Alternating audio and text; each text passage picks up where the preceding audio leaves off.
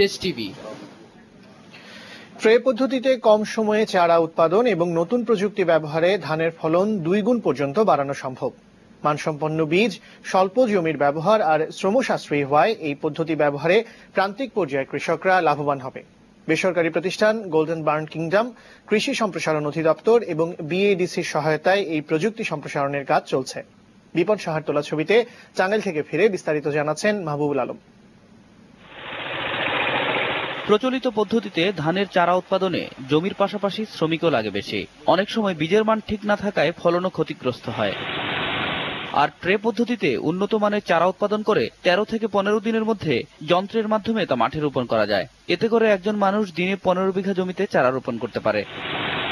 প্রচলিত পদ্ধতিতে প্রতি বিঘা জমিতে ধান রোপণে খরচ হয় 1500 টাকা, আর নতুন পদ্ধতিতে খরচ 1800 টাকা। তবে এ প্রযুক্তি ব্যবহারে ফলন বাড়বে। কৃষকের যে দুশ্চিন্তা তাদের নিজস্ব বীজতলা তৈরি করার, সেই বীজতলা তাদের আর তৈরি করতে হবে না। আর আমরা যেহেতু চারা তৈরি করে কৃষকের কাছে নিয়ে যাচ্ছি, কৃষকের সেই দুশ্চিন্তাও নাই যে কি বীজ কিনলাম, কতটুকু কি হবে।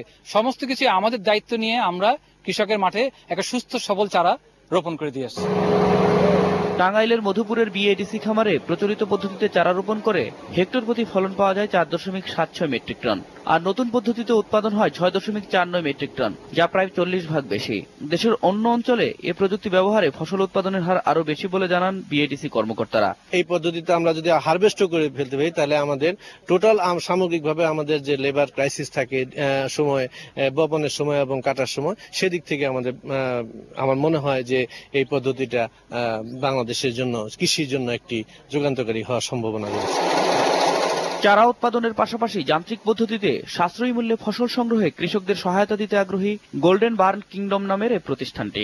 জনসংখ্যার বাড়তি চাপের কারণে ক্রমেই কমে যাচ্ছে কৃষি জমির পরিমাণ, একই সঙ্গে বাড়ছে উৎপাদন খরচও। এমন বাস্তবতায় এই প্রযুক্তি চালু হলে কৃষকের উৎপাদন খরচ কমার পাশাপাশি কৃষিক্ষেত্রে যোগ হবে নতুন এক মাত্রা, এমনটাই মনে করছেন সংশ্লিষ্টরা। মাহবুবুল আলম, দেশ টিভি, মধুপুর, টাঙ্গাইল।